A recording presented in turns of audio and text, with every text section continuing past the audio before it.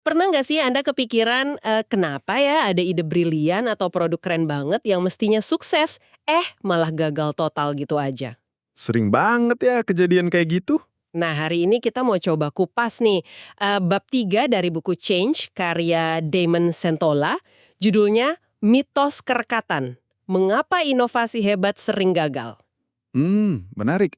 Mitos kerekatan. Iya, kita mau bongkar bareng-bareng kenapa anggapan kalau ide bagus itu otomatis nempel dan nyebar, itu ternyata ya seringkali keliru. Kenapa sekedar keren atau bermanfaat aja tuh nggak cukup gitu. Betul, kayak contoh klasik itu ya. Nah, itu dia. Ingat nggak keyboard Dvorak? Katanya jauh lebih efisien dari QWERTY yang kita pakai sekarang. Oh iya, Dvorak. Atau Betamax sama VHS itu kan? Betul, Betamax katanya kualitasnya lebih bagus dari VHS. Tapi kenapa mereka kalah telak? Nah, jawabannya ini mungkin agak, bikin kaget ya. Oke, mari kita bedah pelan-pelan. Oke, jadi Centola ini kan nantang banget ide kerekatan atau stickiness ya. Ide kalau kualitas bawaan sebuah gagasan gampang diingat, menarik, gitu-gitu itu kunci suksesnya nyebar.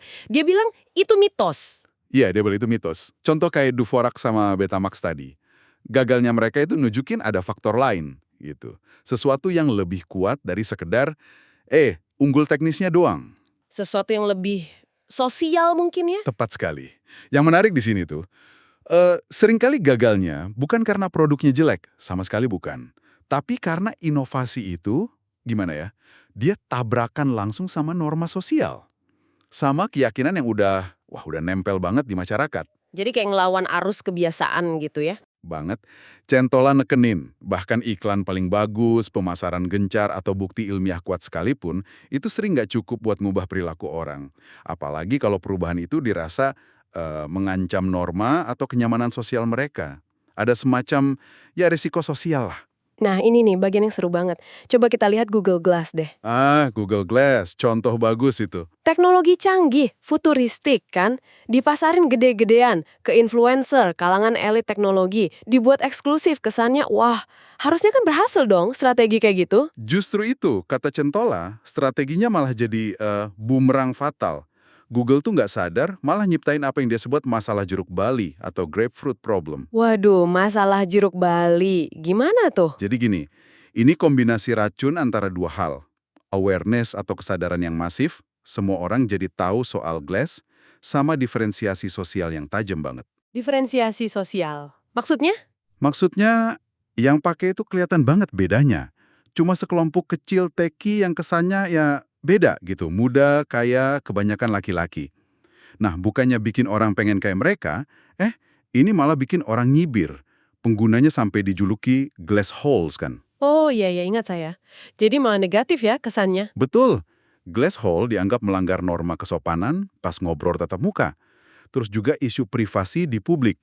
Nah, usaha lewat influencer yang seringkali cuma ikatan lemah atau weak guys kita, itu nggak cukup kuat buat ngelawan penolakan sosial yang masif ini. Oke, oke. Jadi kombinasi semua orang tahu, tapi yang pakai kok aneh. Itu bisa jadi racun ya. Terus kalau Google Plus gimana? Itu kan beda kasusnya. Gratis, didukung Google, semua orang otomatis punya akun. Kenapa ini gagal juga? Apa ini masalah jeruk Bali juga? Nah, ini bisa dibilang masalah jeruk Bali versi kedua. Kombinasinya beda dikit. Kesadaran yang masif juga, tapi digabung sama kurangnya penggunaan yang kelihatan banget. Maksudnya? Gini, semua orang tahu ada Google+. Tapi, ironisnya, mereka juga lihat dengan jelas kalau teman-teman mereka, keluarga mereka, hampir semua orang deh, nggak pakai Google+. Oh, jadi malah kelihatan sepi ya? Persis, kesadaran yang luas itu malah jadi bukti sosial massal yang bekerja melawan platform itu sendiri. Orang jadi mikir, loh, kalau nggak ada yang pakai, ngapain saya pakai? Berarti nggak bagus dong. Google secara nggak sengaja malah ngasih bukti ke seluruh dunia kalau produknya nggak laku. Wah, ini benar-benar membuka mata ya. Jadi kesadaran luas aja nggak cukup, malah bisa jadi senjata makan tuan. Betul, apalagi kalau nggak dibarengin sama bukti penggunaan nyata di lingkungan sosial kita. Oke, ini kan contohnya di dunia teknologi. Tapi gimana kalau kita geser ke sesuatu yang taruhannya lebih tinggi? Kayak kesehatan. Contohnya PrEP di Zimbabwe. Itu kan obat pencegah HIV, gratis, jelas bisa nyelamatin nyawa. Kenapa itu juga katanya sulit diterima? Ah ya, PrEP di Zimbabwe. Ini contoh yang tragis banget sih. Tapi sangat pas buat nunjukin poin Cantola. PrEP itu efektif banget secara medis. Nggak diragukan lagi. Tapi ditolak keras sama komunitas yang justru paling butuh. Loh, kenapa bisa gitu? Apa mereka nggak percaya sama obatnya? Bukan nggak percaya sainsnya. Tapi lagi-lagi ini soal norma sosial. Warga tuh takut banget kalau kelihatan ngambil atau minum PrEP. Nanti tetangganya curiga mereka udah positif HIV. Stigma sosialnya itu luar biasa berat di sana. Ya ampun, jadi karena takut diomongin ya? Iya, bahkan ada ketakutan, meskipun nggak berdasar ya, kalau obat itu malah bikin kena HIV. Atau paling nggak tetangga bakal mikir gitu. Jadi mereka itu nggak cuma butuh informasi atau akses gratis ke obatnya, mereka butuh konfirmasi dan rasa aman dari lingkungan sosial terdekat mereka. Penguatan dari orang-orang yang mereka percaya gitu. Tepat, dari orang yang mereka percaya dari ikatan kuat atau strong ties mereka. Mereka butuh dukungan itu untuk berani ngambil langkah yang nantang norma sosial yang udah kuat banget ini. Jadi kalau kita tarik benang merahnya nih, kenapa sih inovasi-inovasi hebat ini sering gagal, melekat, atau nyebar luas?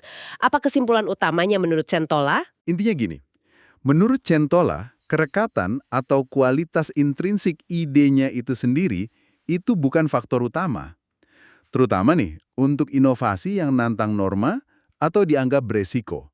Entah resiko sosial, finansial, atau reputasi. Penyebarannya itu sifatnya kontagio kompleks. Kontagio kompleks? Apa bedanya sama penyebaran biasa? Beda. Kalau informasi biasa atau virus flu kan gampang nyebar lewat kontak sekilas saja. Nah, kontagio kompleks ini butuh lebih dari sekedar tahu informasinya. Dia butuh penguatan sosial atau social reinforcement. Dan itu harus berulang kali. Dari orang-orang yang kita percaya, di lingkaran pertemanan kita, dari ikatan kuat kita. Bukan dari influencer atau kenalan jauh gitu ya? Nah, itu dia. Pengaruh dari kenalan jauh atau influencer, ikatan lemah, seringkali nggak cukup kuat untuk hal-hal kayak gini. Jaringan sosial kita ini, kata Centola, bukan cuma kayak pipa buat nyalurin informasi, tapi lebih kayak ibaratnya prisma. Dia ngebentuk cara kita ngelihat dan nerima ide baru. Jadi kalau ada penolakan, itu seringkali sinyal kalau orang lagi nyari validasi sosial, bukan berarti idenya jelek. Wah, ini benar-benar ngubah cara pandang kita soal gimana ide dan perubahan itu nyebar ya. Ternyata bukan cuma soal bikin sesuatu jadi viral atau sticky doang. Betul banget. Kegagalan inovasi hebat itu seringkali akarnya justru di ketidakpahaman kita soal dinamika sosial, soal kekuatan norma, dan gimana jaringan pertemanan kita itu sebenarnya bekerja. Tepat sekali. Fokus cuma ke kualitas produk atau canggihnya pesan pemasaran aja tuh nggak cukup. Kunci yang sering kelewat itu ya gimana caranya kita bisa main di dalam norma sosial itu dan manfaatkan kekuatan penguatan dari ikatan kuat di jaringan kita. Itu jauh lebih penting daripada sekedar ngejar jangkauan luas lewat influencer, terutama untuk inovasi yang kompleks atau menantang kayak gini. Nah, ini menarik banget sih. Sebagai penutup nih, ada satu pemikiran buat Anda bawa pulang. Kalau kerekatan itu ternyata mitos, dan norma sosial itu punya kekuatan gede banget buat nolak perubahan, bahkan perubahan yang jelas-jelas baik. Terus, strategi kayak apa ya yang sebenarnya paling efektif buat dorong adopsi inovasi yang beneran berguna, tapi, yaitu tadi, secara alami dia nantang status quo yang udah nyaman. Pertanyaan bagus buat direnungkan itu.